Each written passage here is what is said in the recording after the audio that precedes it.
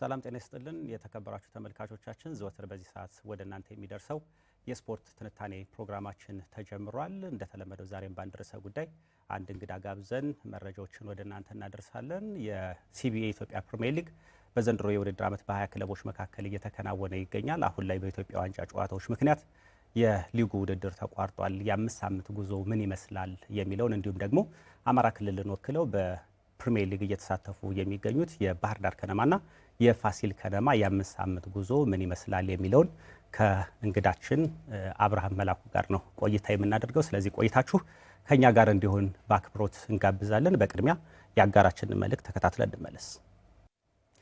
ኢትዮ ቴሌኮም የፕሮግራማችን አጋር ስለሆነ ከልብ እናመሰግናለን። አብርሽ እንኳን ደህና መጣ። እንኳን ደህና ቆየኝ። ስለ ኢትዮጵያ ፕሪሚየር ሊግ ነው ዛሬ የምናወራው። የባህር ዳር ከነማና የፋሲል ከነማንም የአምስት ሳምንት ጉዞ እንቃኛለንና ቅድሚያ ግን የኢትዮጵያ ፕሪሚየር ሊግ ዘንድሮ በተለየ መልኩ 20 ክለቦችን እያሳተፈ በሁለት የተለያዩ ከተሞች እየተካሄደ ነው የሚገኘው። የአምስት ሳምንት ጉዞ ተመልክተናል። በሁለቱም የተለያዩ ከተሞች እንግዲህ 10 ክለቦች ሆነው ነው እየተወዳደሩ የሚገኙትና በአንተ እይታ የአምስት ሳምንት ጉዞ አጀማመሩ ምን ይመስላል ከሚለው ጥያቄ እንጀምር። መልካም እንግዲህ እንዳልከው ነው የፕሪሚየር ሊጋችን 2018 20 ክለቦችን ይዞ ነው ወደ ውድድር የገባው። በሁለት ከተሞች ነው እየተካሄደ ያለው እንዳልከው። እንግዲህ ቁጥሩ ከባለፈው ዓመት አንጻር ስናየው ትንሽ ከፍ ያለ ነው። ይሄ ከፍ ያለ ቁጥር መኖር ጥቅምም አለው፣ በአንጻራዊነት የተወሰኑ ጉዳቶች ይኖሩታል ብዬ ነው የማስበው። እንግዲህ አስተዳዳሪ የሆነውን ነገር አላነሳም፣ ግን እንደ ባለሙያ ተጫዋቾቹ ላይ የሚኖረው ምንድን ነው የሚለውን ነገር ላንሳልህ። ቁጥሩ መጨመሩ መጀመሪያ ተጠቃሚ የሚያደርገው ተጫዋቾችን ነው። ምንድነው ሰፊ እድል ያገኛሉ። በእግር ኳሱ ዙሪያ ያሉ ሰዎች አጠቃላይ ሰፋ ያለ እድል ይፈጠርላቸዋል ቁጥሩ ከፍ ማለቱ። በተቃራኒው ደግሞ ጉዳት ብዬ የማስበው ምንድነው ወይም ደግሞ እንደ ክፍተት ብዬ የማስበው የጨዋታ ኳሊቲ ይወርድብሃል። ማለት በቲሞች መካከል ይሄ ኢምባላንስ የሆነ ነገር ይፈጠራል። የኳሊቲ ተጫዋቾች ወደ አንድ አካባቢ የመሆንና የቁጥሩ መብዛት በቲሞች መካከል ያለው ፍክክር ብዙ እንዳይሆን ያደርገዋል። በእርግጥ አሁን የተጀመረው ገና ስለሆነና 5 ጨዋታ ላይ በመሆኑ ይሄንን የተለየ ክፍተት አልተመለከትንም። ማለት በሰፊ የጎል ልዩነት ሲሸነፉ አትመለከትም። ሜዳ ላይ የጨዋታ ብልጫ ሲወሰድባቸው አታይም። ይሄ ሊጉ ስለጀመረ ነው ብዬ ነው የማስበው። ሊጉ ግን እያጋመስነ እና ወደ መጨረሻው አካባቢ ይሄንን በግልጽ የሚያሳይ ነገር ይመጣል ብሎ በድፍረት መናገር ይቻላል። ምክንያቱም የታሰበበትም አይደለም አጨማመሩ፣ ድንገት የሆነ ነገር ስለሆነ እነዚህ ነገሮች እኔ የቲሙን ወይም የውድድሩን ኳሊቲ እንዳያደበዙት ስጋት አለኝ። እንደ ስጋት ነው እንግዲህ በእኔ ባልኩት በተቃራኒም ሊፈጠር ይችል ይሆናል አላውቅም። ግን እንደ ባለሙያ ግምት ካልከኝ ግምቴን የማስቀምጠው ይሄንን ነው። ኳሊቲ የሆነ ጨዋታ ላናይ እንችላል። የምናይበት እድል እየጠበበ ሊሄድ ይችላል። ሁለተኛ እንዳልኩህ በቲሞች መካከል ያለው የተወዳዳሪነት ስሜትም ወይም ደግሞ ምንድነው ደረጃም ልዩነቱ ሰፋ ሊል እንደሚችል እገምታለሁ አሁን ከማየው በመነሳት ማለት ነው። ሌላ ግን እንደ በጎ ነገር ማነሳው አንደኛ ሁለት ከተማ ላይ መሆኑ በተለይ ለስፖርት አፍቃሪያን እድል ፈጥሯል ብዬ አስባለሁ ወደ ሜዳ እንዲመጡ። እንደገና ደግሞ ውድድሩም አንዳንድ ክለቦች ሜዳቸው ላይ መጫወታቸውና ደጋፊ በርከት ብሎ መመልከታችን እንደ በጎ የምታነሳው ነው ብሎ መውሰድ ይቻላል። ምናልባት እኔ ያልገባኝ ይሄ 5 ጨዋታ ወደዚህ 5 ጨዋታ ወደዛ የሚለው እሱ ነገር ግን በደንብ ታስቦበት ቢሆን መልካም ነው ብዬ ነው የማስበው። እንትን ጥድፊያ ይሆናል። ለምን መሰል አሁን አንድ ውድድር አካሂደህ ያን የውድድር ሁኔታ ለመረዳት በተለይ ይሄ ከአየር ንብረት ጋር በተያያዘ አዳብት የምታረግባቸው ቀናቶች አሉ። እንግዲህ እነዛን ቀናቶች እየተላመድካቸው ሲሄድ እንደገና ተነስተህ ውድድሩ ወደ ሌላ ቦታ ይሄድብሃልና ይሄ የሚያመጣው ተጽዕኖ ከፍተኛ ነው። ሁለተኛ ሙር ላይ ያለ ቲም ለምሳሌ ይኖራል።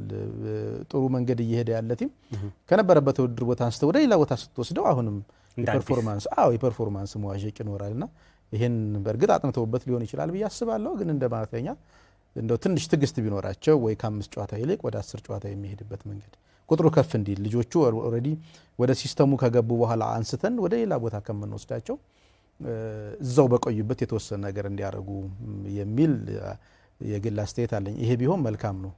ነገር ግን በሁለት ከተማ መካሄዱ አድቫንቴጁ ሰፊ ነው ብዬ ነው የማስበው። በተለይ ከስፖርት አፍቃሪያን ሌላ ብዙ የሚገኝ ነገር ስለሌለው ብቻ ለኳስ ወዳድ ማህበረሰብ ስለሆነ ለነሱ ሰፊ እድል ይፈጥራል ብዬ ነው የማስበው። ከ3 ወደ 4 5 እያለ ቢያድግም መልካምነት አለው። ግን እቺ የጊዜዋ ማጠር ምናልባት እኔ እንደ ሙያተኛ ፐርፎርማንስ ላይ ተጽዕኖ ይኖረዋል ብዬ አስባለሁ። በ5 ሳምንቱ ጉዞ ውስጥ ግን ነጥሮ የታየ ጥሩ እንቅስቃሴ ያሳየ ክለብ አለ? እንግዲህ በአብዛኛው የተመለከትኩት አዲስ አበባ ላይ የተካሄዱ ጨዋታዎች በኦቤን የሚተላለፉትን ነው። አንዳንድ ጨዋታዎች ደግሞ በስልክ ስለሚተላለፉ እነሱንም የማየት እድል ገጥሞኛል እና እንደ ቡድን ጥራት ከተመለከትን ምናልባት እኔ መልካም ፎርሙላ ያለ ብዬ የምወስደው ሲዳማ ቡና መሪም ስለሆነ ሳይሆን ያሉትን ተጫዋቾች ስትመለከት መልካም ነው። በተመሳሳይ መቻል አካባቢ ላይ ያለውን ነገር እንደዚሁ ማንሳት ትችላለህ። አሁን እንግዲህ ይሄንን የምልህ የልጆቹን የኋላ ታሪክ ከማወቅ ሲደመር ደግሞ ያላቸውን ኳሊቲ የልጆቹን ኳሊቲ ከመረዳት አንጻር መልካም ቁመና ላይ ያሉ ቲሞች ናቸው ብሎ መውሰድ ይቻላል። አንዳንድ ቲሞችም ተመልክተናል ብልጭ የሚል ነገር ያለባቸው እንደ ጊዮርጊስ፣ ኢቭን ባህር ዳር ከነማ፣ ፋሲል ከነማ እነዚህም መልካም የሚባል ነው ብሎ መውሰድ ይቻላል። እንደ አጠቃላይ ግን ሊጉ ተፎካካሪነት በቲሞች መካከል አለ ብሎ ደፍሮ መናገር ይቻላል። እነዚህ ያደጉ ክለቦችንም ስትወስድ ያው አደጉ ስንል ለሊጉ አዲስ ናቸው ስማቸው እንጂ ውስጡ ላይ ያሉ ልጆችን ስትመለከት ለሊጉ አዲስ ያልሆኑ አሰልጣኞችን ስትመለከት አንደኛው ክለብ ላይ ካልሆነ በስተቀር ሸገር ላይ ያለውን ስትመለከት በጣም ልምድ ያለው በኢትዮጵያ እግር ኳስ ላይ ረጅም ዓመት የሰራ አሰልጣኝ ነው የያዘውና ይሄን ስታይ ተፎካካሪ ክለቦች ናቸው ብሎ ደፍሮ መናገር ይቻላል። እንደ አጠቃላይ ግን በዚህ በ5 ሳምንት ቆይታ ከፍ ብሎ የወጣ ቲም ብለህ የምትወስደው በጣም የተለየ ነገር ከነዚህ ከጠቀስኳቸው ክለቦች ውጭ ሌላ ብዙ የታየ ክለብ የለም። ስላልተመጣጠነ ፉክክርም ስታነሳ ነበርና በውጤት በነጥብ ካየ ነው ከ10 በላይ ነጥብ ያስመዘገቡ በርከት ያሉ ክለቦች አሉ። ነገር ግን 1 ነጥብ ደግሞ ብቻ ሰብስበው በሊጉ ግርጌ ላይ የተቀመጡ ክለቦችንም ተመልክተናል። ይህ ከሊጉ መስፋት የመጣ ነው ወይስ ምንድን ነው? አዎ ቅድም ነገር ያለው ኢምባላንስ የሆነ ነገር እንመለከታለን ነው። በእርግጥ እኔ አሁን በዚህ ደረጃ ይሆናል ብዬ አልገመትኩም። ማለት ሊጉ ሲጀምር ሁሉም ቲሞች ከዝግጅት ስለሚመጡ ያላቸው ነገር ከፍ ብሎ ነው የሚመጣው። ምንም ከኋላ የተሸከሙት ነገር አይኖርም። ለምሳሌ ውድድሩ እየሄደ ሲሄድ ከሽንፈት ሲመጡበት ተደጋጋሚ ሽንፈት ሲሆን ከዛ ሽንፈት ለመውጣት የሚደረግ ትግል ይኖራል። ያ ነገር ተጽዕኖ ይፈጥራል። እነዚህን ሁሉም ቲሞች በአዲስ የጀመሩበት ወቅት ስለሆነ በዚህ በሊጉ ጅማሮ እንዲህ አይነት ክፍተት ይኖራል ብዬ አልገመትኩም እንጂ እውነትን ነው እንዳልከው በጣም የነጥብ ልዩነቱ ሰፊ ነው። ምንም ጨዋታ ያላሸነፉ ቲሞች አሉ እኮ ከውድድሩ ላይ ስትመለከትና ያንን ስታይ ደግሞ አሁን ኢምባላንስ ነው ብዬ በድፍረት እንዳልናገር የሚያደርገኝ ለምሳሌ የመጨረሻ ግርጌ ላይ ያለው ስትመለከት ዲቻ እነ ወልዋሎ ሊጉ ላይ የቆዩ ቲሞች ናቸው፣ አዲሶች አይደሉም። እነዚህን ስታይ እንግዲህ ያው አንዳንድ ጅማሮህ ጥሩ የማይሆንበት ወቅት አለ አይደለ? እንደዛ ብሎ መውሰድ ይቻላል። ማለት ሊመጡ የሚችሉ ቲሞች እንደሆኑ ያስታውቃል። ወልዋሎ የያዛቸው ተጫዋቾች በጣም መልካም ናቸው። ዲቻም ቢሆን በአፍሪካ ኮንፌዴሬሽን የተሳተፈ ቡድን ነው እኮ ብዙ በእርግጥ ልጆች የጠውበታል፣ ግን ያሉት ልጆችም በዚህ ደረጃ የወረዱ ናቸው ብለ መውሰድ አይቻልምና ሊመጡ እንደሚችሉ ያስረዳሃል። ማለት ካለው ነገር ምናልባት አንዳንድ ይሄ ከሙድ ጋር በተገናኘ የማይመጣልህ አለ። ውጤት ሲጠፋ ተያይዞ ድርግም የሚልበት ነገር አለ በእግር ኳስና ከዛ የሚነሱበት መንገድ ይመስለኛል አሰልጣኝ ለውጥም አድርጓል። አንዳንድ አሰልጣኝ ለውጥ ደግሞ የሚፈጥረው ነገር አለ እና እንዲህ አይነት ነገሮች ስላሉ የመምጣት እድል ይኖራቸዋል ብዬ አስባለሁ። ግን ብዙ የተጋነነ ልዩነት አላየሁም። አንድ የተጋነነ ልዩነት ማሳያ ብለን የምንወስደው የጎል መብዛት አይደል? አይልሻ ጎል ለምሳሌ የሚሸናነፉበት ጎል ሲበዛ በጣም ያልተመጣጠነ ጨዋታ ስትመለከት ሜዳ ላይ የተለየ ብልጫ ስትወስድ ይሄ ቡድን ከዚህ የተመጣጠነ አቅም የለውም ብለን ልታነሳ ትችላለህ። ነገር ግን እንደነገርኩ ጅማሮ ስለሆነ ይሄ ሊታይ እንደሚችል በእርግጠኝነት እነግርሃለሁ። ምናልባት ጨዋታዎቹ እየተደራረቡ ሲሄዱ አጋማሽ ላይ ስንደርስ እንዲህ አይነት ነገሮች ይከሰታሉ።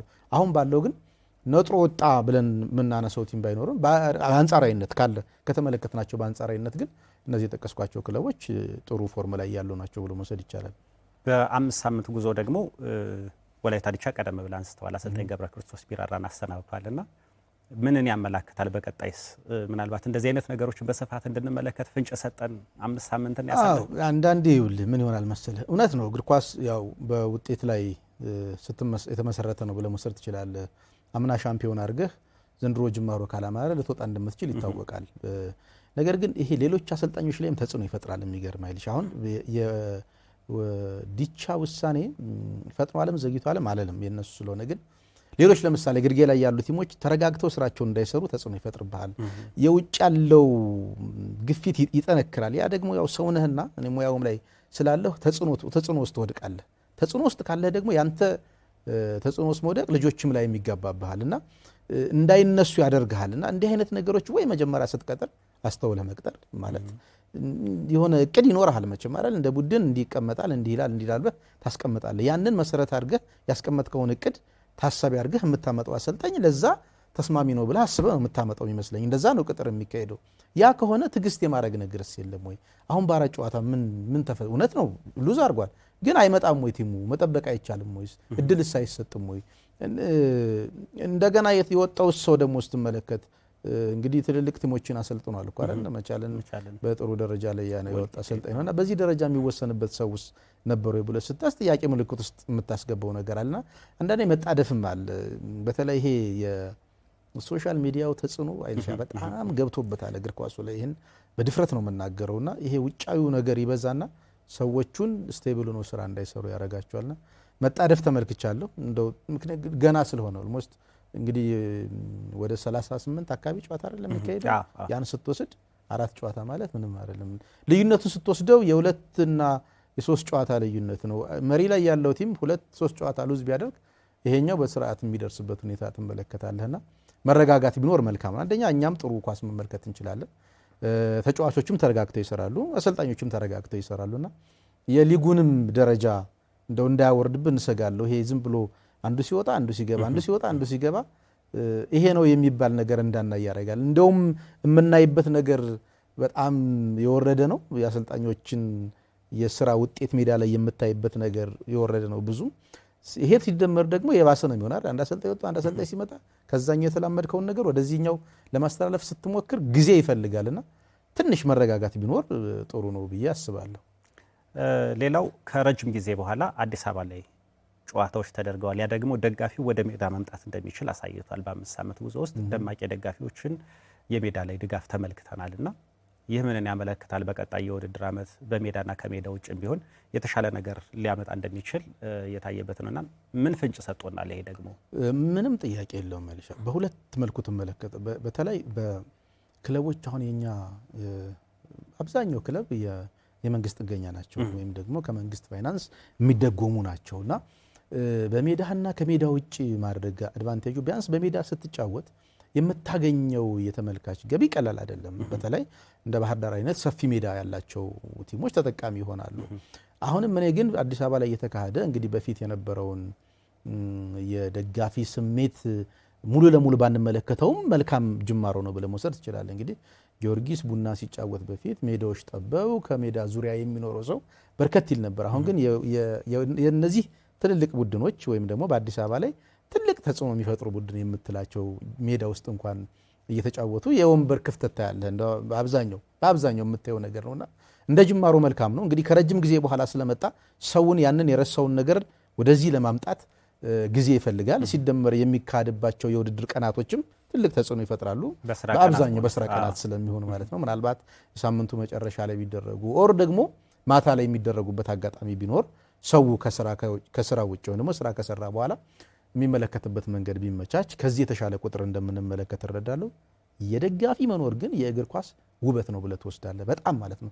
ካለ ደጋፊ መጫወት ስሜቱ ምንም ያህል አይደለም። በተለይ በእኛ ሀገር ደግሞ ይሄ እያደገ ላለ እግር ኳስ ተጫዋቾቹ የሚኖረው ስሜት ይኖራል። ደጋፊው ሲኖር የደጋፊው ግለት፣ የደጋፊው ጩኸት ከፍ ያደርጋቸዋል። አንዳንድ ተጫዋቾችን ያው በተቃራኒውም ተጽዕኖ ውስጥ እንደሚከት እንዳለ ሆኖ ግን ደጋፊ ያለው ነገር ሲኖር ለሁሉም ነገር መልካም ነው። ለሊጉም ድምቀት ትልቅ አስተዋጽኦ አለው ብዬ ነው የምወስደውና እንደው መልካም ጅማሮ ነው። ይሄንን ጅማሮ አጠናክሮ ምናልባት ሊግ ካምፓኒው እንግዲህ የሚቀጥለው ዓመት ይሄንን ቁጥር የመወዳደሪያ ቁጥሩን ከፍ ያደርገዋል ብዬ አስባለሁ። ከሜዳ ጥራት ጋር በተያያዘ ስለሚነሳ ሚዛንም ስለሚደፋ አንዳንድ ሜዳ ክለቦች ያሉበት ሁኔታና የሜዳቸው ሁኔታ ስትመለከት በሊጉ የሚመጥኑ አይደለምና የአዲስ አበባውም ቅሬታ እየተነሳ ይታወቃል፣ ይታያል እኮ ምን ሜዳው የምትመለከተው ነው።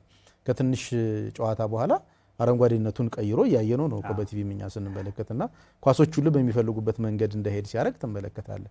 እንደውም ቴክኒካሊ እኛ ብዙም ሪች ስላልሆነ እንዲህ አይነት ሜዳዎች ሲኖር ደግሞ ሌላ ተጽዕኖ ይፈጥርብሃልና የተስተካከለ ሜዳ ሲሆን አንተ ልጆችህንም አቅም አውጥተው እንዲጫወቱ ያደርጋል ወይ የምትፈልገውን መንገድም እንድታይ ያደርጋልና ከደጋፊ ጋር በተገናኘ መልካም ነው። ግን ደግሞ ሜዳው ላይ ደግሞ ትኩረት ቢደረግም ጥሩ ነው ብዬ አስባለሁ።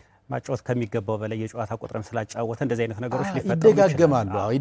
ይደጋገምበታል። ጌሞች በተደጋጋሚ ይሄዱበታል። ሪከቨር የሚያደርግበት ጊዜ አይኖረውም ሜዳው። ያ ነገር ስላለ ይጠበቃል። ትልቁ የቤት ስራ የከተማ አስተዳደሮች ክለቦችም ይሆናል የራሳቸው ሜዳ ማዘመን ወደ ከተማቸው ወደ እንደው እውነት ነው አይልሻ እንደው በዚህ አጋጣሚ ምክንያቱም አንድ ክለብ አሁን በተለይ በፕሪሚየር ሊግ ላይ ያለ ክለብ በአመት የሚያወጣውን የገንዘብ መጠን ስትወስድ በጣም ከፍተኛ ነው። አንዳንዴ አስገዳጅ ነገር ካልመጣ ወደ ስራ ማንገባ በሁኔታ አለ። እንደው ይሄ እንደ ፍሬ ባላወጣውም ቃሉ ማለት እንደዛ ነው ይመስለኛል። ግፊት ይፈልጋል የኛ ማህበረሰባችንና ፌዴሬሽኑ እንደ ግዴታ ቢያስቀምጥ አሁን ያስቀምጣል እኮ ፌዴሬሽኑ እንዲህ በተለይ ከዚህ ከክለብ ላይሰንሲንግ ጋር በተያያዘ ያስቀመጣቸው ነገሮች አሉ። ግን ፌዴሬሽኑ የራሱ የሆነ ሜካኒዝም ቢፈጥር ለምሳሌ የክለብ መመዝገቢያ ብሎ የሚጠይቀው ገንዘብ አለ አይደል? እዛ ላይ ከዛ ከክለብ መመዝገቢያው ጎን ለሜዳ ተብሎ በአንድ አመት ኦልሞስት እንግዲህ 20 ክለብ 1 ሚሊዮን ብር ብታነሳ እንኳን 20 ሚሊዮን ብር ነው። ይሄ 20 ሚሊዮን ብር የሆነ ከተማ ላይ የተሻለ መጫወቻ ሜዳ ይሰራል። ሜዳውን ብቻ ሜዳውን እንግዲህ በዛ በጥልቀት ገብቼ ባላብራራም ሜዳውን ግን ለማስተካከል ምቹ ሁኔታ ለመፍጠር ይረዳል። ይሄን እያደረገ በየአመቱ ቢሄድ ምናልባት ከሆነ ጊዜ በኋላ በሁሉም አካባቢዎች የተሻለ የመጫወቻ ሜዳ የሚያገኝበት እድል ይኖረዋል ብዬ አስባለሁና ሁሉንም ስራ ለፌዴሬሽኑ ከምንሰጥ ክለቦችም እንደ ክለብ የራሳችን የምንወጣው ነገር ስላለ 25 ተጫዋች ነው የምትይዘው 25 ተጫዋች ይዘህ የምትጠቀማቸው ተጫዋች ይታወቃልና ለአንድ ተጫዋች የምትወጣው ገንዘብ አሁን በጣም ብዙ ነው። የምንሰማው ነገር ያው አንዳንድ ከህግ ውጭ ሆነ አሰራር የሚከተሉ ክለብ አለ፣ ህግ ተከትሎ የሚባል ነገር አለ። ብቻ ያው ግን እንደዛ ክለቦች ትኩረት ቢያደርጉበት ልክ ለልጆቹ እንደሚሰጡት ዋናው ሜዳ ስለሆነ ሜዳ ከሌለ ጥቅም የለውም ምንም አይነት ተጫዋች ብትወስድና ክለቦችን በትኩረት ቢይዙ ፌዴሬሽናችንም ተጋግዞ የተሻለ ነገር ቢሆን ለእግር ኳሳችን በጥሩ መንገድ እንዲሄድ ያስችላል ብዬ አስባለሁ። አሁን ስለ ህግም እያነሳ ነበር በአጋጣሚና 2016 ላይ በ16 ክለቦች መካከል ነበር ውድድሩ ሲካሄድ ነበር። አምና ወደ 18 ከፍ አለ። በእርግጥ 19 ነበር። ወልቂጤ በክለብ ላይሰንሲንግ ፈቃድ ምክንያት ውድድሩን እንዲያካሂድ ባይፈቀድለትም ከውድድሩ ቢወጣም ነገር ግን በ18 ክለቦች መካከል ተከናውኗል። ዘንድሮ ደግሞ የወረደ ክለብ የለም፣ በ20 ክለቦች መካከል ሆነ። ውድድሩ ሲጀመር የኢትዮጵያ ንግድ ባንክ አሰልጣኝ በጸሎት በቀጣይ የውድድር ዓመት በ22 ክለቦች መካከል ውድድሩን ልንመለከተው ኢትዮጵያ ፕሪሚየር ሊግ ሊካሄድ ይችላል የሚል ፍንጭ ሰጥተዋልና ይህ የክለቦች ቁጥር መብዛት ፌዴሬሽኑም ደግሞ ህጉን በትክክል አለማስተግበሩ እንደው አሰልጣኝ በጸሎት ያለውን ነገር በቀጣይ ልንመለከት እንችላለን። አይልሽ አሁን እንዲህ አይነት ነገሮች ከባድ ናቸው አይደል? ሚዲያ ላይ በተለይ ሲወጡ ማስረጃ ይጠይቃሉና አሁን እንዲሁ እንደምንሰማው አሁን የምናወራው እንዲሁ እንደሰማ ነው ከሆነ ነው ማለት የሚታይ ነገር አለ፣ የተቀመጠ የገንዘብ መጠን አለ። አንዳንድ ክለቦች ላይ ደግሞ የያዙት የተጫዋች ጥራት ስትመለከትና የሄዱበት ክለብ ያነሳውን ስትወስድ እንዴት እየሰራ ነው ያ ክለብ ብለህ እንድትጠይቅ ያደርግሃል። ሚዛን የሚደፋ ነው ምን የበጸሎት ንግግር ደፍሬ የምናገረው ማስረጃ ቅርብት ላይ ነው ላቀርብ የምችለው እንጂ አንድ ክለብ ላይ የነበረ ተጫዋች ተነስቶ ወደዛ ሲሄድ ይሄኛው ክለብ ያቀረበለትን ጥቅም መቼም የተሻለ ስለሆነ ነው እንጂ ጥሎ አይሄድም ከነበረበት አንፃርና አንድ ክለብ አካባቢ ላይ በርከት ብሎ ትመለከታቸዋለህ። እነዚህ በሊጉ ላይ የቆይታ ጊዜያቸው ከፍ ያለ ወይም ደግሞ ጥሩ ፐርፎርማንስ ያደረጉ የነበሩ አምና ያሉ ጥሩ ፐርፎርማንስ ላይ የነበሩ ልጆች ወደ አንድ ክለብ ሲሄዱ ትመለከታለህ።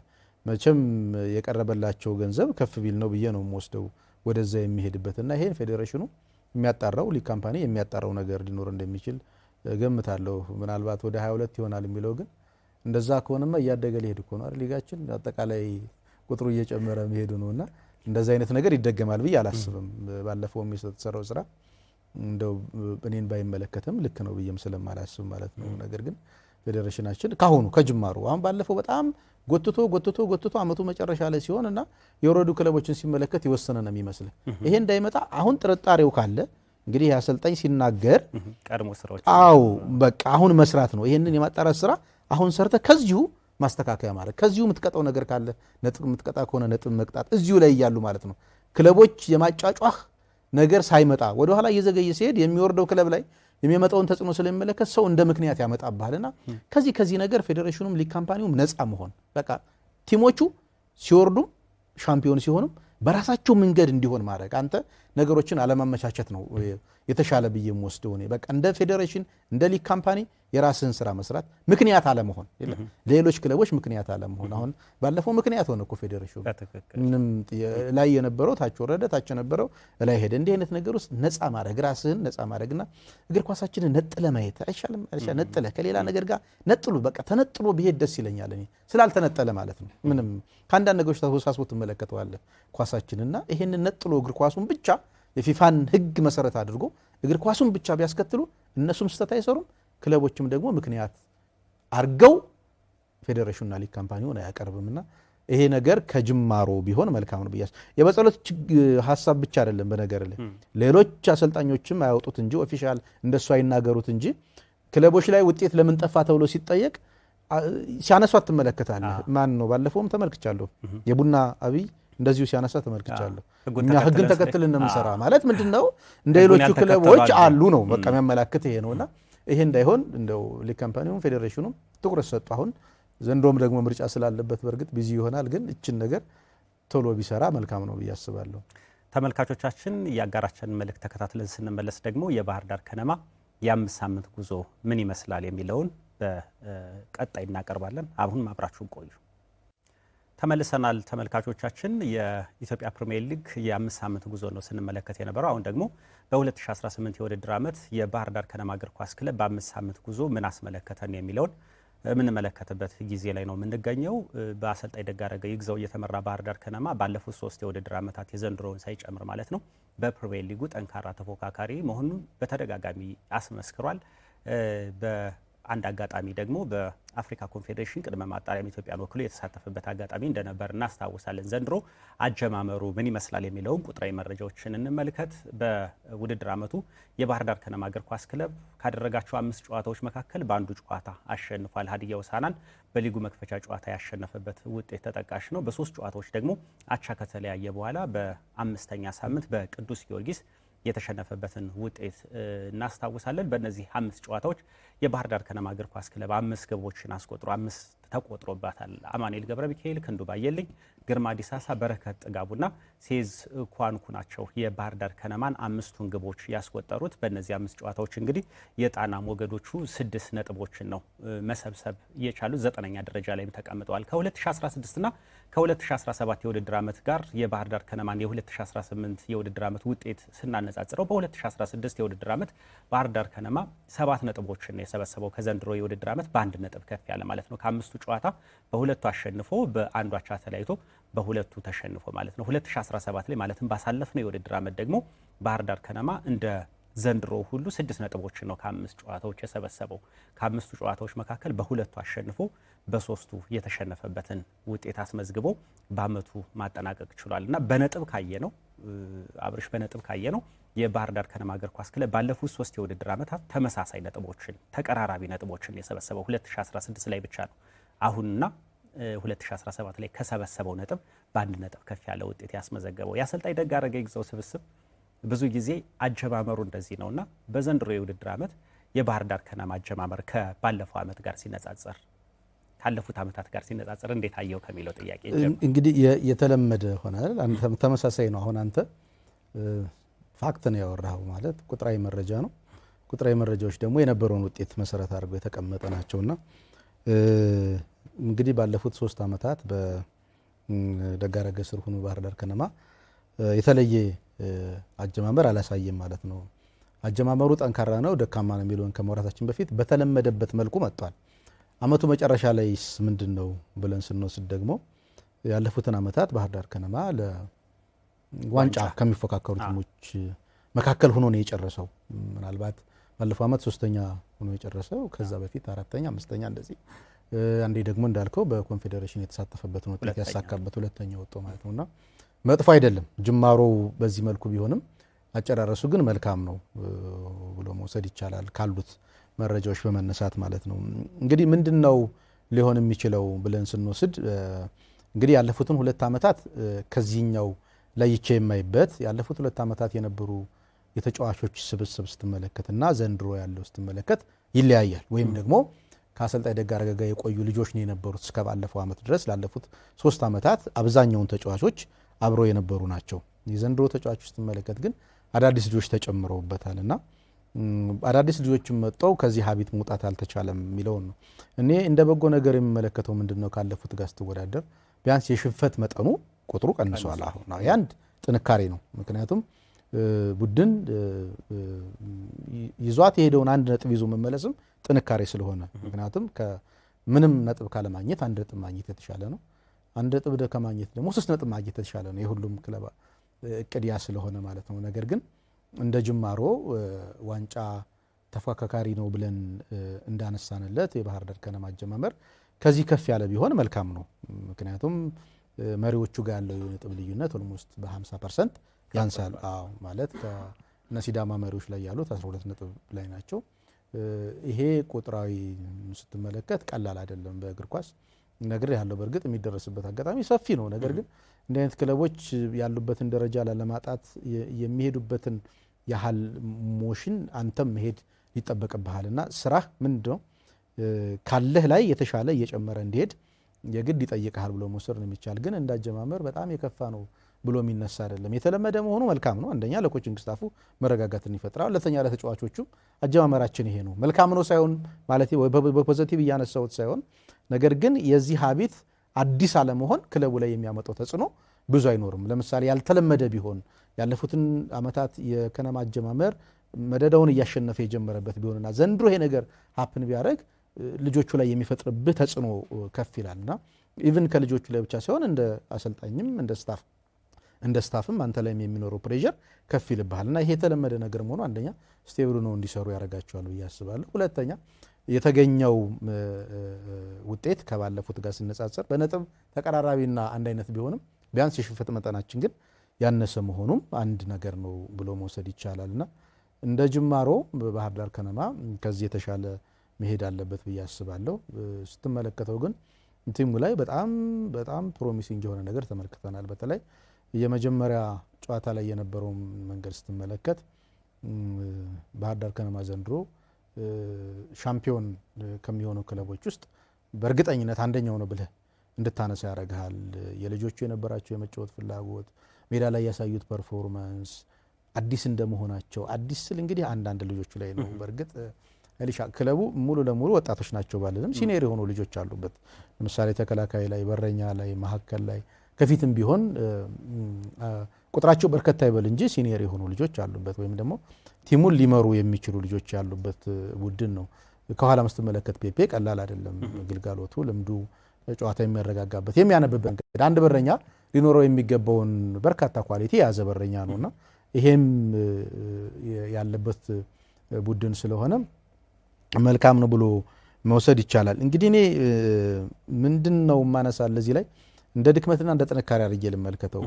ምናልባት ድክመት የኮንስታንት የሆነ ነገር አለመታየቱ እንደ ድክመት ሊሆን ይችላል። ይሄ ደግሞ በከነማ ብቻ ሳይሆን በባህር ዳር ከነማ ብቻ ሳይሆን በሌሎች ቲሞች ላይም የተመለከትነው ነው። አንድ ቀን ያሳዩትን ፐርፎርማንስ ሁለተኛው ላይ ደግሞ አትመለከትምና ትንሽ ስራ ይጠበቃል ብዬ አስባለሁ። ኮቺንግ ስታፉ በደንብ ክትትል እንደሚያስፈልገው የሚያሳይ ነገር አለ።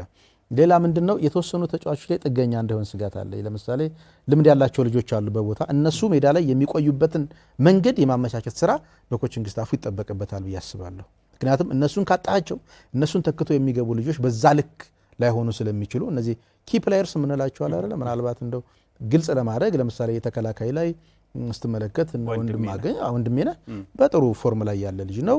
ልምዱም ቀላል አይደለም። ማዕከል ላይ ስትሄድ እነ በረከት አሉ፣ ከፊት ላይ ስትሄድ አማኔ ይላል። አሁን እነዚህ ልጆች ሜዳ ላይ እንዲኖሩ የማድረግ ስራ ኮቺንግ ስታፉ ይጠበቅበታል። ምክንያቱም እነዚህ እንደ ፒላር የምትወስዳቸው ናቸው። ከነሱ ጎን ያሉት ከነሱ ጋር አብሮ በመጣመር ውጤት ከፍ ሊያደርጉ የሚችሉ ልጆች ስለሆኑ እዚህ ላይ ኮቺንግ ስታፉ ስራ ይጠብቀዋል ብዬ አስባለሁ። ይሄ ደግሞ ዓለም አቀፋዊ ነው። ለባህር ዳር ከነማ ብቻ አይደለም። በየትኛውም ክለብ ስትመለከት ለቡድኑ አይከን የሆኑ ልጆች አሉ ሜዳ ላይ እንዳይጠፉ የሚደረጉ እነሱን ግን ሜዳ ውስጥ የሚቆዩበትን መንገድ የማመቻቸት ስራ ኮቺንግ ስታፉ ይወጣዋል ብዬ አስባለሁ።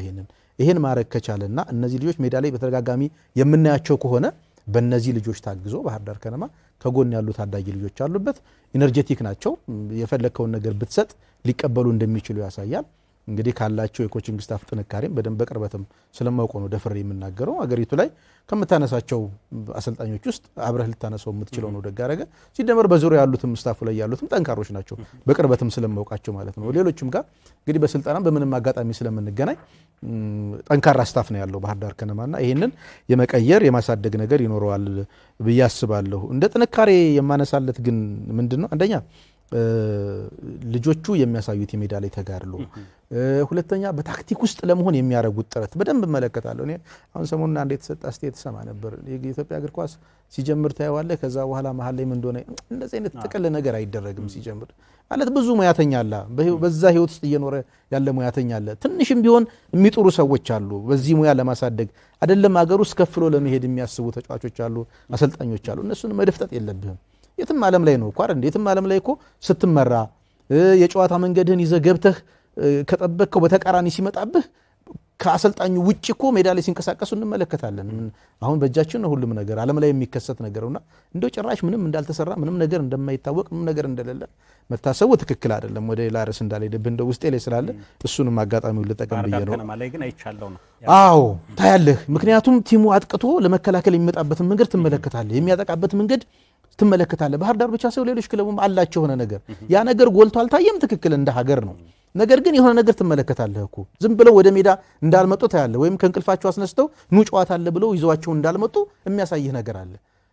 ጎል የተገኘበትን መንገድ ስትመለከት አንዳንዴ በተጠና ነገር ትመለከታለህ እኮ አይደል? ከቆሙ ኳሶችም ሲሆን ያ የቆመ ኳስ የሚያርፍበት ቦታ ተጫዋቾች የሚገኙበት ቦታ በዘፈቀደ እንደማይሆን ይታወቃልና አንዳንድ ነገሮችን ትመለከታለህ። ይሄንን ደግሞ እኔ ከፍሎ ባህር ዳር ላይ ተመልክቼዋለሁ ብዬ አስባለሁ። በተለይ በመከላከል ላይ ያላቸው ጥንካሬ ከፍ ያለ ነው ብሎ መውሰድ ይቻላል። እንደውም እኔ የኔ ምንድነው አንድ እነዚህ በተለይ ከመስመር ተነስተው የሚያጠቁ ልጆች ከጎል አንዳንዴ ይርቁብኛል። በጣም እንግዲህ በእኔ እይታ ነው እና ይርቁብኛልና ይመስለኛል ካጠቁ በኋላ ያለችውን ያችን ትራንዚሽን ወደ መከላከል ያለችውን ትራንዚሽን ላለማጣት በሚል ስሜት ውስጥ እንዳሉ ትረዳለህ። ልጆቹም ስለሆኑ የሚነገራቸውን ነገር ለማድረግ ተግባራዊ ይሆናሉና አንዳንዴ ልምድ ያለው ተጫዋች ሲኖር የኳሱን እንቅስቃሴ በማየት ያኛው ተቃራኒ ቲም የሚያጠቃበትን መንገድ በመረዳት የራሱ የሆነ ሜዳ ላይ የራሱ የሆነ ስራ ይሰራልሃል ልምድ ሲኖር። ታዳጊዎቹ ከመሆኑ ጋር ተያይዞ አንዳንዶቹ እንደገና ለሊጉም አዲስ ልጆች ስላሉበት እነሱ የተነገራቸውን ለማድረግ ስለሚያስቡ ያን ጨዋታ ላይ የሚካሄደውን ሳይሆን አሰልጣኙ ነግሯቸው ወደ ሜዳ ይዘውት የመጡትን ነገር ተግባራዊ ለማድረግ ሲታሰብ ትመለከታለህ። ግን አሰልጣኙም ደግሞ ቴክኒካል ኤሪያ ላይ የሚቆመው ይህንን ነገር ለማስተካከል ስለሆነ በዛ መንገድ እየተቃኘ ነው ብሎ መውሰድ ይቻላል። ስትመለከተውም ደግሞ አሁን አግቢ የለውም መከላከል ነው ምናምን ሲባል ነው እንዴ በየጨዋታው አንዳንድ ጎል አለው ይሄ ቲም እኮ አይደል? ቢያንስ ስታበዛ 5 ጎል አግብቷል። አንዳንድ ሬቱ ያን አንዳንድ ጎል አለው ማለት ነው። ስለዚህ የማግባት ንጻሬውም ማደግ አለበት። ትክክል ያስማማኛል። ግን በጣም መጥፎ ብለህ የምትወቅሰው አይደለም። እንደው ስንመለከተው እንዲሁ ስለሚመስለን ነው እንጂ በጥልቀት ስታየው ይሄ ነው። 5 ጎል አግብቷል። እንደገና ጎሉ ያገቡትን ልጆች ደግሞ ስትመለከት ከየዲፓርትመንቱ አግብተዋል። ይሄም እና አንድ መልጎ ነገር የምታነሳው ነው። በሆነ ተጫዋች ላይ ጥገኛ አይደለም። አሁን ምንድነው አንድ የተለመደ ነገር አለ አይደል? እግር ኳስ አጥቂው ብቻ ጎል ስኮር እንዲያረግ ይታሰባል። አጥቂ የለውም ቲሙ፣ አግቢ የለውም። እንዲህ አይነት ነገር አግቢ የለውም መልካም እንደውም ያስማማኛል። አጥቂ የለውም ከሚባል አግቢ የለውም መልካም ነው። አግቢ የለውም ማለት አይጠቅስም የትኛውን ቦታ እንደሆነ ብቻ ቲሙ ግን የሚያገባ አካል የለውም። እሱ ምናልባት ሴንስ ሊያደርግ ይችላል። ግን አጥቂ የለውም የሚለው ነገር ብዙ ያስማማል። ምክንያቱም እግር ኳስ የግሩፕ ጨዋታ ነው። እንደምትመለከተው በየዲፓርትመንቱ ያለው ያ ዲፓርትመንት ላይ ያለው ተከላካዩ ለመከላከል ብቻ የሚገባበት እግር ኳስ ቀርቷል።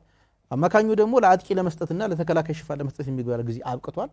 አጥቂውም ደግሞ የማጥቃት ብቻ ስራ ነው የሚባል ነገር የለም አይደል? አሁን በጣም እግር ኳሱ ዘምኗል። እግር ኳሱ አድጓል። የትኛውም ዲፓርትመንት በማጥቃቱም በመከላከሉ ነው ይሳተፋል። ኳስ ሲያጣ ተከላካይ ነው፣ ኳስ ሲያገኝ ምንድን ነው አጥቂ ነው። ስለዚህ ይህንን ነገር እኔ በከነማ ላይ ተመልክቼዋለሁ ብዬ ነው የማስበው። በጣም ተስፋ አለኝ። ስለ እውነት ነው እንዲሁ እንደው ከመቀራረብ ከጓደኝነት እንዳይታይብኝ ወስዳለሁ። እንደ ሙያተኛ ስመለከተው ግን በጣም ተስፋ ያለው ቲም ነው። እንደውም ትናንትና ከሸገር ጋር የነበረውን የተወሰነውን የተቀነጫጨበችም ቢሆን የማየት እድል አጋጥሞኛልና እነዚህ ዜጎቹ ወደ ሜዳ ገብተው ያደረጉት ቀላል አይደለም። 2-0 አሸንፏል። ሸገር አዳጊ ነው ብለህ ብትወስድም ነገር ግን ያሉትን የተጫዋቾች ስብስብ ስትመለከት ኢቭን እንግዲህ ባለፈው ባህር ዳር ከነማን ያሸነፈውን ጊዮርጊስ አሸንፎ የመጣ ቲም ነው። ቀላል በአጋጣሚ አይደለም ያሸነፈውና ይህን ነገር እየተቀሻለ እየተቀረፈ እንደሚሄድ በእርግጠኝነት መናገር ይቻላል። እኔ በእርግጠኝነት ባህር ዳር ከነማ በዘንድሮ ዓመት የተሻለ ነገር ይጨርሳል ብሎ መውሰድ ይቻላል። የወጥነት ችግር ስታነሳ ነበር። ውጤቶቹን በእርግጥ ያን ነው የሚያሳዩት። አንድ ጨዋታ አሸንፎ 3 አቻ ተለይቶ አንድ መሸነፍ፣ ሶስቱንም ውጤቶችን አስመዝግቧል። ከዛ ውጭ ደግሞ ወጣቶች መሆናቸው ደግሞ ልምድ ያለው ተጫዋች የሚፈልገውን ነገር አንዳንድ ጊዜ ጌም ማኔጅ የማድረግ ችግሮችን በተወሰነ መልኩ ታያለ። ለምሳሌ ቅዱስ ጊዮርጊስ ላይ የነበረውን ጨዋታ ማንሳት እንችላለን። 2-0 እየተመራ ከዛ አንድ ጎል አስቆጥረው ወደ ረፍት ሊወጡ ሲሉ ሶስተኛ ግብ ተቆጠረባቸው። ይህ ደግሞ ልምድ ያለው ተጫዋች በስብስብ ብትይዝ የማይፈጠር አይነት ነገር ነውና ያን ልምድ ማጣቱ ልምድ የሌላቸው ተጫዋች በብዛት በተለይ ካለፉት ጊዜያት ጋር ስናነጻጽረው በብዛት አለመኖሩ በ5 ሳምንት ውስጥ የሆነ ነገር አሳይቶናልና ምን ፍንጭ ሰጠናል ወደፊቱ? አይልሽ አሁን ምን መሰለ ምናልባት ካንተም ጋር የማለስማማበት ማለት ነው። እውነት ነው ልምድ ያለው ተጫዋች ያስፈልጋል፣ ትክክል። ነገር ግን ባህር ዳር ከነማ ስትመለከተው በልምድ ያላቸው ልጆቹ ነው እኔ የምልህ። ምክንያቱም አለም ሁለቱም ግራና ቀኝ ያሉትን ፉልባኮች ተመልከት፣ መሳይና ግርማ በሊጉ የቆይበትን ዓመት አስብ። መቆየት ብቻ ሳይሆን በቆይታቸው በደንብ ሰርቪስ እየሰጡ የመጡ ልጆች ናቸው። መሀል ላይ ስትመለከት ቅድም ጠቅሳል፣ ፍጹም ቀላል የሚባል አቅም ያለው ልጅ አይደለም። ማን ያዘዋል ነው በብዛት አሁንም ማን ያዘዋል እኔ እና ክንዱ ባየለ ማን ያዘዋል። ባለፈው ዓመት እንደውም በአጋጣሚ ሆኖ አንድ ምድብ ነው የነበር ነው በሱፐር ሊግ ሌቭልና አይቼዋለሁ። በጣም ጥሩ አቅም ያለው ልጅ ነው። በሁሉም ነገር ልታነሰው የምትችለው ነው።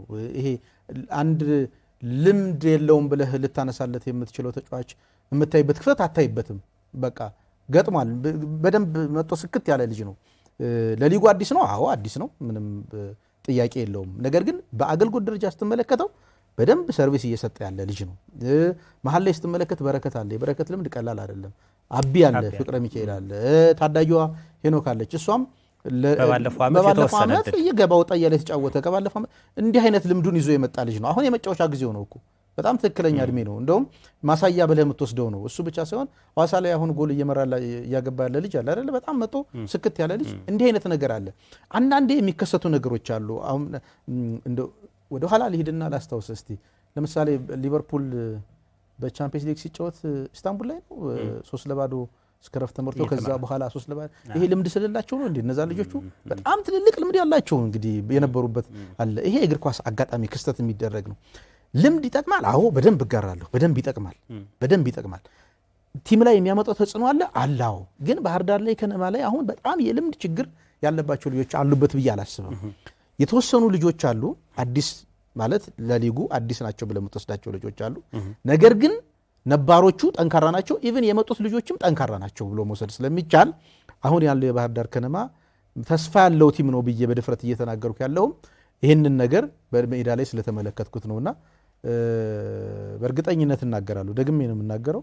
በደንብ ረጅም ርቀት መሄድ የሚችል ቲም ነው ባህር ዳር ከነማ። የአጋራችንን መልእክት ተከታትለን ስንመለስ ደግሞ የፋሲል ከነማን የ5 ዓመት ጉዞ የምንመለከት ይሆናል። ተመልሰናል ተመልካቾቻችን። አጋራችንን ኢትዮ ቴሌኮምን ከልብ እናመሰግናለን። የፋሲል ከነማን የ5 ዓመት ጉዞ ነው የምንመለከተው። ፋሲል ከነማ ካለፉት ጊዜያት እየተለየ ጠንካራ ሆኖ የቀረበበት የውድድር ዓመት እንደሆነ ቁጥሮች ይነግሩናል። 5 ጨዋታዎችን በሲቢኢ የኢትዮጵያ ፕሪሚየር ሊግ የ2018 የውድድር ዓመት ያከናወነው ፋሲል ከነማ በ3ቱ አሸንፏል፣ በ2ቱ ደግሞ አቻ ተለያይቷል። 11 ነጥቦችንም በመሰብሰብ 4ኛ ደረጃ ላይ የተቀመጠ ክለብ ነው። 3 ግብ አስቆጣሪዎች በፋሲል ከነማ በኩል ጎል ተወጥተዋል። በረከት ግዛው በእነዚህ 5 ጨዋታዎች 3 ግቦችን ለፋሲል ከነማ አስቆጥሯል። ቃል ኪዳን ዘላለምና አቤኔዘር ዮሐንስ ደግሞ ሌሎች የፋሲል ከነማ ግብ አስቆጣሪዎች ሆነዋል። የፋሲል ከነማን የ2018 የውድድር ዓመትን ከ2016 እና ከ2017 ጋር ስናነጻጽረው የዘንድሮ የውድድር ዓመት የተሻለ ነጥብ ያገኘበት እንደሆነ ቁጥሮች ያሳዩናል። 2016 ላይ 5 ጨዋታ ያከናወነው ፋሲል ከነማ በ2ቱ አሸንፎ በ3ቱ አቻ ተለያይቶ በ9 ነጥቦች ነበር የ5 ሳምንት ጉዞውን ያጠናቀቀው። 2017 ላይ ደግሞ 5 ጨዋታዎችን አካሂዶ በአንዱ ብቻ በማሸነፍ በ4ቱ ደግሞ አቻ ተለያይቶ 7 ነጥቦችን ብቻ ነበር ሰብስቦ ያጠናቀቀውና ፋሲል ከነማ ዘንድሮ የተሻለ ውጤት የሰበሰበበትን ውጤት ነው ያስመዘገበው። በውበቱ አባተ ባለፉት 2 የውድድር ዓመታት ፋሲል ከነማ በተወሰነ መልኩ ተዳክሞ ነበር የታየው። ዘንድሮ ግን አሰልጣኝ ዮሐንስ ሳሌ በፋሲል ከነማ ካለፉት 2 የውድድር ዓመታት የተሻለ አጀማመር አሳይተዋል። በነጥብ ካየነው ከ2017 የውድድር ዓመት በ4 ነጥብ ያደገ ውጤት አስመዝግበዋል። ከ2016 ጋር ስናነጻጽረው ደግሞ በ2 ነጥብ ከፍ ያለ ውጤት አስመዝግበዋልና የፋሲል ከነማ በአሰልጣኝ ዮሐንስ ሳሌ የ2018 የውድድር ዓመት አጀማመር እንዴት አየው የሚለውን እስኪ እናንሳ። ደግሞ እውነትም እንግዲህ በአንጻራዊነት ስንመለከተው ባህር ዳር ከነማ በተሻለ ፋሲል ከነማ ጅማሮ መልካም ነው። በእርግጥ ፋሲል ከነማ ይሄ ጅማሮ የሚገባው ቲም ነው ስትመለከት የሊጉ ሻምፒዮን የሆነ ቲም ነው። በስም ደረጃ ስታስቀምጠው እንግዲህ በኢትዮጵያ ፕሪሚየር ሊግ ላይ ከምታስቀምጣቸው የመጀመሪያ ተርታዎች ላይ የምታረገው ቡድን ነው። በራሱ ቡድኑ አንዳንዴ ወደ አንድ ክለብ ስትሄድ የቲሙ አይዴንቲቲ አለ አይደለ? ምንድነው ይሄ ማንነት የሚባል ነገር አለና ለፋሲል ይሄ ሰርፕራይዝ የሚያደርግ ውጤት አይደለም፣ እንደኔ የሚያስገርም ውጤት አይደለም። እንዳጀማመር ግን በጣም መልካም ነው ስትመለከተው። ያለፉትን አመታት በተለይ ፋሲል ከነማ ተቸግሮ ነው የተመለከትነው። ጨዋታዎች በቀላሉ አሸንፎ የሚወጣ የነበረ ቡድን ሲቸገር ተመልክተናል። ባልተጠበቁ ቡድኖች ነጥብ ሲጥል ታያለ፣ ሲሸነፍ ታያለ። የአለመረጋጋት ነገር ትመለከትበታለ ቲሙ ላይ። የአሰልጣኞች መለዋወጥ ተመልክተንበታል። ሻምፒዮን እንደሆነ ቡድን አይደለም፣ አልተረጋጋምና የመጀመሪያ ስራ የዮሐንስ ሳህሌ ያደረገው ብዬ የማስበው እኔ ይሄን ያልተረጋጋ መንፈስ መመለስ ነው የቻለው ብዬ ነው የምወስደው። አዳዲስ ተጫዋቾች ወደ ቲሙ ውስን ነው የጨመረው ተመልክተህ እንደሆነ። ነገር ግን እነዚህ ልጆች በሚፈለገው መልኩ ላይ ወይም ጥሩ ፎርም ላይ ናቸው ብለው መውሰድ ይቻላል። ነጥብ የወሰዱባቸው ቲሞች ስትመለከት እንግዲህ ከመሪው ሲዳማ ቡና ላይ ነጥብ ወስዷል። ይሄ እንደ ትልቅ የምታነሳለት ነው። እንደ ጅማሩም እንግዲህ ባልተለመደ መልኩ ያለፉትን 2 አመታት በተለየ ከለር ይዞት መጥቷልና እንግዲህ ኮቺንግ ስታፉ የተሻለ ስራ ሰርቷል ብሎ መውሰድ ይቻላል። እንዳጀማመር በጣም መልካም አጀማመር ነው የተመለከትነው። በአንጻራዊነት ስመለከተውም ደግሞ አዲስ አበባ ካሉ ቲሞችና እዛ ያሉ ቲሞችን ስትመለከት ይሄ ምንድነው የመራራቅ ነገር ተመልክቻለሁ። በቡድኖች መካከል ያለው ልዩነት ሰፋ ብሎብኛል። ያለ መምጣት አሁን የአቅም በጣም መውረድ ሳይሆን ያለ መምጣት አንዳንድ ቲሞች አልመጡም፣ በሚፈለገው መንገድ አልተገኙም ወይም ደግሞ አልደረሱምና አንዳንዶቹ ደግሞ ነጠል ብለው ወጥተዋል። አሁን የአዲስ አበባውን ምድብ ስትመለከት ተቀራራቢ ነው። ታች ያሉትም ስትመለከት በጣም ስትሮንግ ናቸው፣ ነጥብ ያዙ እንጂ ከሆነ ክለብ ጋር ተጋርተው የሚወጡበት ወይም ደግሞ መሪውንም ስትመለከት ወይም ደግሞ የተሻለ ነጥብ አስመዘግበ ለምትወስደውም ብዙ የራቀበት አትመለከትም። በቲሞች መካከል ያለው ልዩነት በአንጻራዊነት የተጠጋጋ ነው ብለህ መውሰድ ትችላለህ። በተቃራኒው ሐዋሳ ላይ ያለውን ስትመለከት ግን በቲሞች መካከል ያለው ልዩነት ሰፋ ይልብሃል። ይሄም እንደ አንድ እድል ፈጥሮለታል ብዬ ነው የማስበው። እንደ አጠቃላይ ግን ክሬዲቱንም ዝቅ ለማድረግ ሳይሆን ኮቺንግ ስታፉ የተሻለ መንፈስ ፈጥሯል፣ የተሻለ ስራ ሰርቷል። የተነሳሽነት ስሜት ተመልክቼበታለሁ። አንድ ጨዋታ ይቻለው የፋሲል ከነማን በተመሳሳይ እሱን ያየውበት ጨዋታ ላይ በጣም ጥሩ ስሜት ያለው ቡድን፣ ተሸንፎ ላለመውጣት የሚታገል ቡድን፣ በ90 ደቂቃው በብዛት ወደ ጎል ለመድረስ የሚጥር ቡድን ተመልክቻለሁ። የመከላከል አቅማቸውም ከፍተኛ ነው። አንድ ጎል ብቻ ነው የተቆጠረባቸው። ጎልኪፐሩ በጣም ጠንካራ ነው። ከሲዳማ የነበረውን ጨዋታ ይቻላል ሙሉ ለሙሉ ቲሙን ይዞት ወጣል ብለህ መውሰድ ትችላለህ። ልክ ቡና ላይ ታፔ እንደተነሳው ሁሉ የሲዳማን ጨዋታ ክሬዲቱን እኔ ለበረኛው ነው የምሰጠው። በርካታ ኳሶችን ሴቭ ያደርግ ነበርና ጠንካራ የመከላከል ቡድን ተሰርቷል። እንዲህ አይነት ቡድን ሲኖርህ ደግሞ ምንድነው ጠንካራ አጥቂ ሲኖርህ ጨዋታ አሸንፈ ትወጣለህ። ጠንካራ ተከላካይ ሲኖርህ ደግሞ የሊጉ ሻምፒዮን ትሆናለህ ይባላል። ብዙ ጊዜ ጎል ማታስተናግድ ከሆነ ቲሙ በሆነ አጋጣሚ ጎል ሊያገኝ እንደሚችል ስለሚታሰብና ፋሲል ከነማ ዘንድሮ ጠንካራ ቡድን መስርቷል ብሎ መውሰድ ይቻላል። በባለፈው አመት እንደምናስታውሰው ላለመውረድ የሚታገል ክለብ ነው የነበር። ግቦች በቀላሉ የሚቆጠሩበት በቀላሉ ቀደም ብለም አንስተዋል።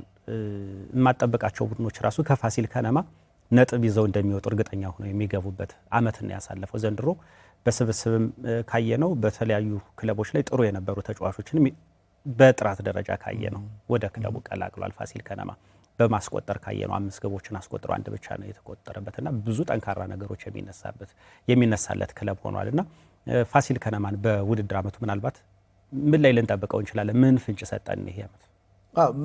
አጀማመሩ በጣም መልካም ነው። አጀማመሩ ብቻ ሳይሆን የያዛቸው ተጫዋቾችም ኳሊቲ ያላቸው በየዲፓርትመንቱ ውስጥ መለከት ኳሊቲ ያላቸው ልጆች አሉት።